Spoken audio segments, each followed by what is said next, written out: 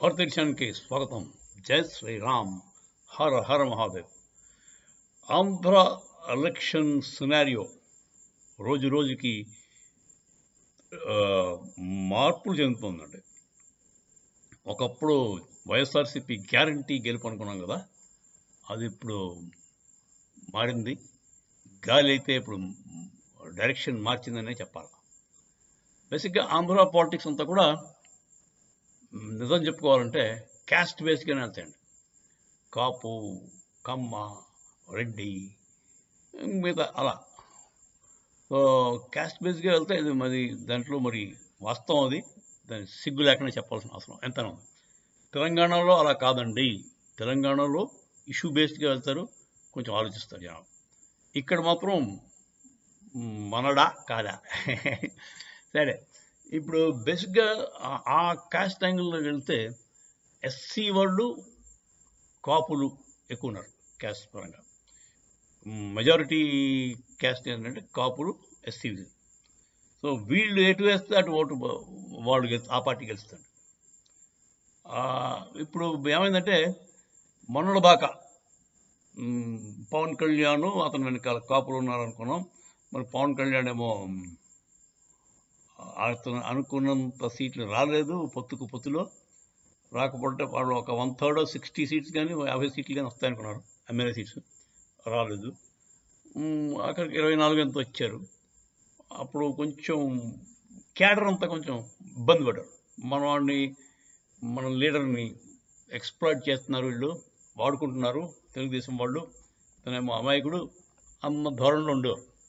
అలాంటి ఆలోచన సరే ఉన్నంతసేపు మీరు voting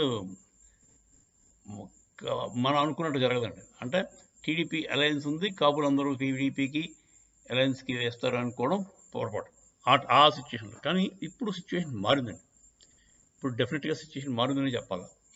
for what ever reason కాపులందరూ కూడా మన పవన్ కళ్యాణ్ తోటి, తెలుగుదేశంతో ఉందామని డిసైడ్ అయిపోయారు. వాళ్ళు ఓటింగ్ మాత్రం గుంపగుత్తుగా టీడీపీకే వేసే పరిస్థితి కనపడుతుంది.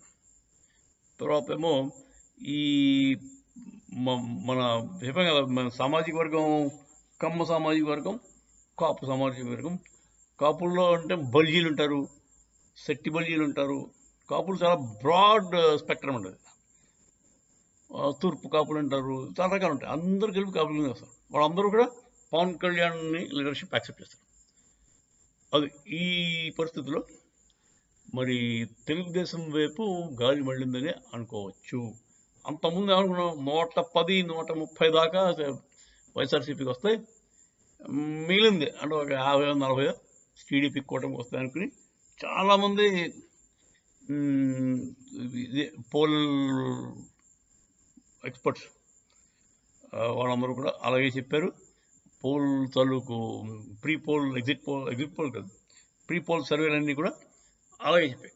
కాకపోతే మెల్లిమెల్లిగా మారుతోంది. మెల్లిమెల్లిగా ఏంటి, చాలా దృఢంగా మారిపోయింది. ప్రస్తుత పరిస్థితి అయితే తెలుగుదేశం పార్టీ ఊపందుకుందని చెప్పాలి. దాంతో ఇప్పుడు జగన్మోహన్ రెడ్డి సెకండ్ ప్లేస్కే వస్తాడని అనిపిస్తుందండి. ఎందుకంటే ఒకసారి ట్రై చేశారు, వీళ్ళ ఉద్దేశంలో అతను సంక్షేమాలు బాగా చేశాడు పాపం. కాకపోతే డెవలప్మెంట్ లేదు, డెవలప్మెంట్ జీరో. కరప్షన్ కూడా మీకు తెలుసు కదా, లిక్కర్లో కరప్షన్ గ్యారంటీ ఉంటుంది. తర్వాత ఏమో లిక్కర్ ఇతను భయంకరమైన బ్రాండ్ నింపాడు. అదేదో మంకీ బ్రాండ్ బియర్ ఉంటుంది. మీకు బడ్వైజర్, కింగ్ ఫిషర్ అలాంటి స్టాండర్డ్ బ్రాండ్స్ దొరకవు. మీకు ఏదో జగన్ అమ్మే బ్రాండే కొనుక్కుని తాగాలి. అది cash transfer only, you cannot pay PhonePe చేస్తుంటే ఒప్పుకోడు, లేకపోతే ఇంకే యూపీఐ ట్రాన్సాక్షన్స్ ఒప్పుకోడు. అది ఎందుకో మరి అర్థం కాదు, క్యాష్ ఎందుకు ట్రాన్స్ఫర్ చేయాలి? అదే సంథింగ్ ఫిషీ. సో లిక్కర్లో గ్యారంటీగా సంథింగ్ హ్యాపెన్. ఇంకోటి శాండ్ మాఫియా, శాండ్లో కూడా డబ్బులు బాగా చేసుకున్నాడని అంటున్నారు.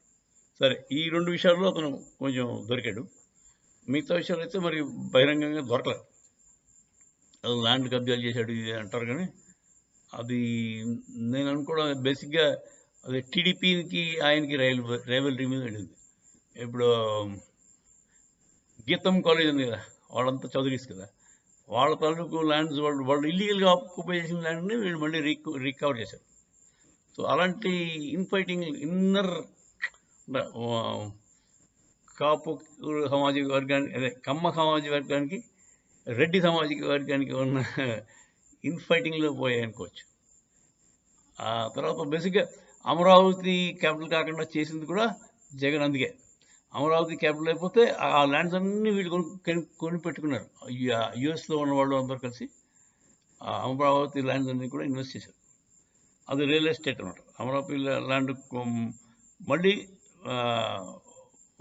డబ్బులన్నీ కమ్మ సామాజిక వర్గానికి వెళ్తాయని అనిపించగానే వాళ్ళని తొక్కాడు ఈయన ఏం చేసినా కూడా అగేన్స్ట్ కమ్మ సామాజిక వర్గం. సో అలాంటివి ఉండకూడదు యాక్చువల్లీ. కాకపోతే మరి ఉంది, తప్పదు. ఇప్పుడు రేపు వాళ్ళు పవర్లోకి వస్తే వాళ్ళు ఎలా ఉంటారో తెలియదు. కాకపోతే ఈ మాట తెలుగుదేశం కానీ పవర్లోకి వస్తే వాళ్ళు బిహేవియర్ బాగుంటుందని అనుకోవచ్చు. ఎందుకంటే ప్రజలు అమాయకులు కాదు కదా, వాళ్ళు కూడా వైఎస్ఆర్సీపీ లాగే బిహేవ్ చేస్తే ప్రజలు వెంటనే వాళ్ళని మార్చేస్తారు. నెక్స్ట్ టైం వీళ్ళకి ఛాన్స్ ఉండదు. సో ఈ మాట బాబు గారు వస్తే ఆయన డెవలప్మెంట్ మీద చాలా ఫోకస్ చేస్తే బాగుంటుందని నా ఉద్దేశం. జై శ్రీరామ్, హర హర మహాదేవ్.